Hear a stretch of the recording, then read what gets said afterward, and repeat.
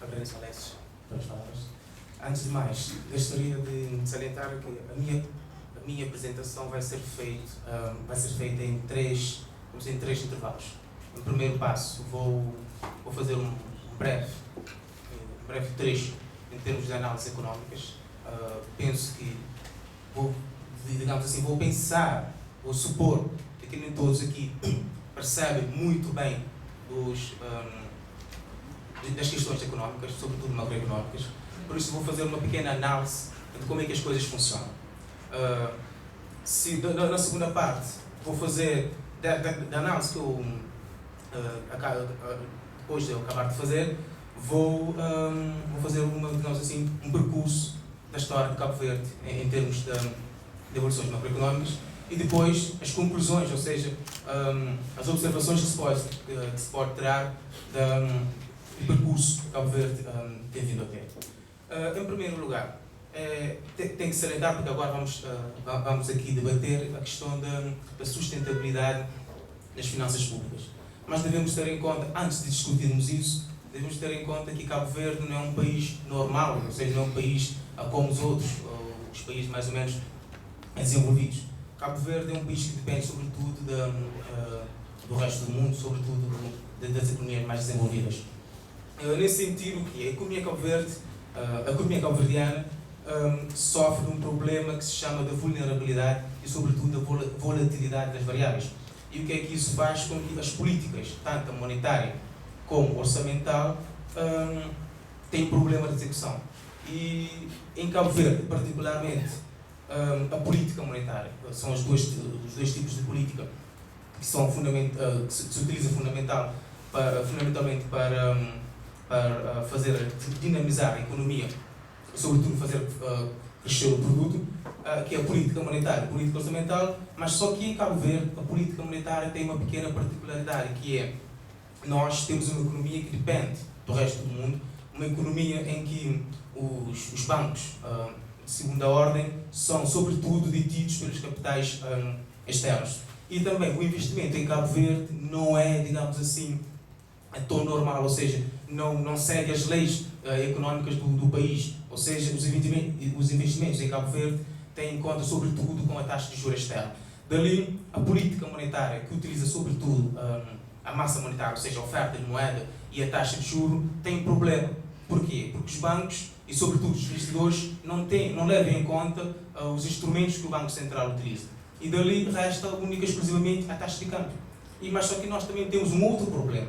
A taxa de câmbio em Cabo Verde está ancorada com um PEG ao euro. Ou seja, nós temos uma taxa fixa com o euro. Em vez de estarmos aqui a manobrar a taxa de câmbio para tentar cumprir os objetivos, temos que manobrar outras variáveis de ter em conta de fazer de forma que a taxa de câmbio seja fixa. Ou seja, temos que ter em conta políticas a levar que a taxa de câmbio tem que ser fixa em relação ao euro, e a taxa de câmbio é variável em relação ao dólar, mas não é tão linear assim, porque a relação de dólar escuro tem que se levar em conta a relação dólar-euro. Então, nesse caso, a política monetária quase que perde, digamos assim, quase que perde poder em termos de impulso macroeconómico. E dali resta, sobretudo, para a política orçamental, ou seja, é a política orçamental que é dar o poder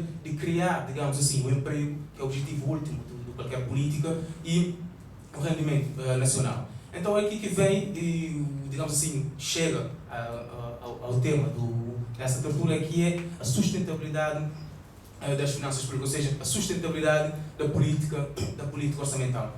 Mas também, da mesma forma, a política orçamental em Cabo Verde tem um outro problema, que é, em Cabo Verde temos o predomínio da economia informal, ou seja, os governos, nesse caso o governo em si, não consegue fazer uma política de forma a que os impostos, que é, digamos assim, a melhor forma de atuação dos governos, em Cabo Verde o governo não consegue cobrar todos os impostos desejáveis. Se reparar mesmo, sempre a estimativa, ou seja, o item designado, o que é possível a conseguir com os impostos, nunca é alcançada com os impostos realmente arrecadados. Ou seja, temos que ter em conta isso em Cabo Verde. Isso o que é que faz? Faz com que, dada a informalidade da nossa economia, o governo não consegue obter tudo o que é possível com os impostos. Então, o que é que resta? Resta, sobretudo, impostos indiretos, como, sobretudo, o IVA, mas, maioritariamente, os impostos sobre o comércio externo, ou seja, sobre a exportação e a importação, na sua maioria, ou para não dizer quase na totalidade, impostos sobre a importação, porque a exportação em Cabo Verde é praticamente nula. E então é aqui que vem o problema. Se o governo em si não consegue todos os impostos necessários para conseguir levar avante as suas políticas, resta aquela que é, digamos assim, o ponto máximo do debate, que é o financiamento externo.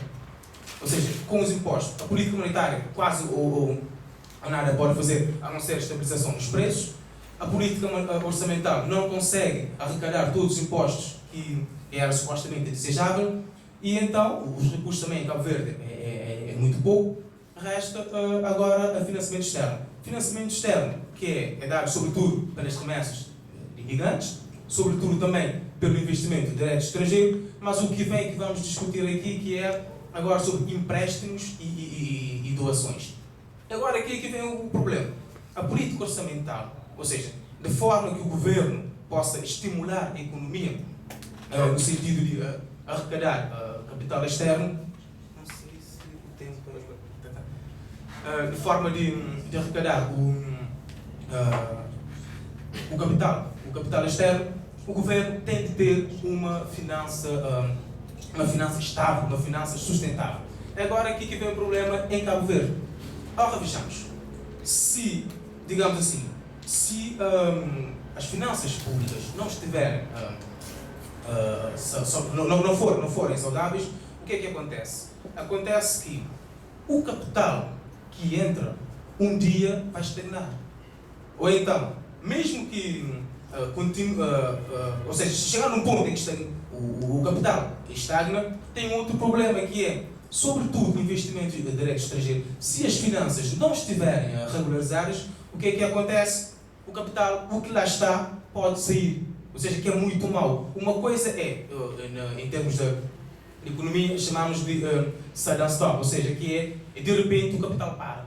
De repente o capital para, ou seja, o capital que anteriormente esteve a entrar, para. Agora, pior do que isso, pior do que uma paragem súbita de capital, é a reversão de capital, ou seja, o que lá está sai. Porquê? Porque as finanças públicas não estão a dar a garantia de que o dinheiro que hoje está a ser investido neste país possa, digamos assim, no futuro ser lucrativo, ou seja, os investidores começam a tirar. E aqui agora que entra, digamos assim, os benefícios de investir num país, ou seja, se as finanças não estiverem saudáveis, não vale a pena lá entrar. É o que tem acontecido, digamos assim, com as políticas em Cabo Verde. O quê? Se temos digamos assim, qualquer também objetivo de uma política, como já salientei antes, é o crescimento do produto, ou seja, se levamos qualquer tipo de forma de política que estamos a levar a cabo, se não fomenta o crescimento do produto, ou, na última das hipóteses, não dá emprego, é uma política que não vale. É uma política que tem que se repensar, é uma política que, que é preciso haver uma nova forma de execução. E um outro problema, que é em termos da... Por exemplo, cria-se uma política e analisa-se uma política através em termos de fenómenos como, por exemplo, despesas primárias, receitas primárias, mas em Cabo Verde este problema é mais difícil de analisar, ou seja, é mais difícil de avaliarmos a sustentabilidade das políticas através deste campo. Por isso aqui, em Cabo Verde, como na maioria dos países menos desenvolvidos, em termos de sustentabilidade da política, é visto pelo que se está a fazer, o que tem sido feito em termos de evolução, sobretudo da dívida e dos débitos, e o efeito que a execução dessas variáveis está a surtir em termos do crescimento. Então, agora vamos analisar em Cabo Verde. O que é que tem acontecido em Cabo Verde? Ao longo dos tempos, tem-se apostado sobretudo em termos de financiar-se junto da economia externa, ou seja, junto do mercado externo, Ou seja, financiar-se com a dívida para tentar criar, digamos assim, desenvolver a economia. Que é bom, como já vimos, Cabo Verde não consegue. Cabo Verde não consegue utilizar todos os recursos sozinho para levar a cabo a economia. Vai financiar-se junto da economia externa. Ok, vai financiar-se junto da economia externa, mas tem lá o problema, a sustentabilidade disso. E em Cabo Verde o que é que temos vindo? A dívida pública tem vindo a aumentar desde há muito tempo atrás. Uma coisa que eu tiro-me só essa parte do minuto, vou gastar um minuto aqui, que eu não vim aqui para fazer digamos, um debate político. Eu até espero que no momento das perguntas, espero que não sejam as perguntas relacionadas com o partido A fez isso, o partido B fez isso. Ou seja, o que eu quero fazer aqui é uma análise económica das variáveis da economia em Cabo Verde ao longo dos anos, sobretudo a partir de 90, porque antes de 90 a nossa economia era uma economia mais ou menos instável. De 90 até hoje, digamos assim, é o período que eu mais baseio. Por isso que eu digo que ou seja, a dívida pública tem vindo a aumentar ao longo dos tempos e também o déficit público, embora depois de 2001 começou a ter ali alguma estabilização, mas aquilo piorou novamente. Ou seja, o déficit público começou a ser completamente, digamos assim, disturbante, ou seja, os efeitos da dívida aumentar cada vez mais e o déficit público a seguir também essa tendência, são duas coisas que não combinam. É até uma coisa que, em termos da economia, se diz que deve-se ter em conta que dívida pública deve ter uma determinada percentagem do PIB e o déficit não pode ser elevado de tal forma a passar X. E em Cabo Verde já ultrapassamos todos estes níveis. Já ultrapassamos os níveis do déficit, já ultrapassamos o nível da dívida. E o que é que acontece? Acontece que a estabilização macroeconómica é zero. E, sobretudo, o que é que acontece? Tem aqueles documentos, mas espero para depois do momento das perguntas, que é, ou seja, temos dívida, temos déficit, não temos crescimento. E o Lesses acabou por dizer uma coisa interessante, que é, temos um crescimento em Cabo Verde favorável, mas não é bem assim. Para uma economia como Cabo Verde, crescimento atualmente de 5% não é nada, mas é rigorosamente nada.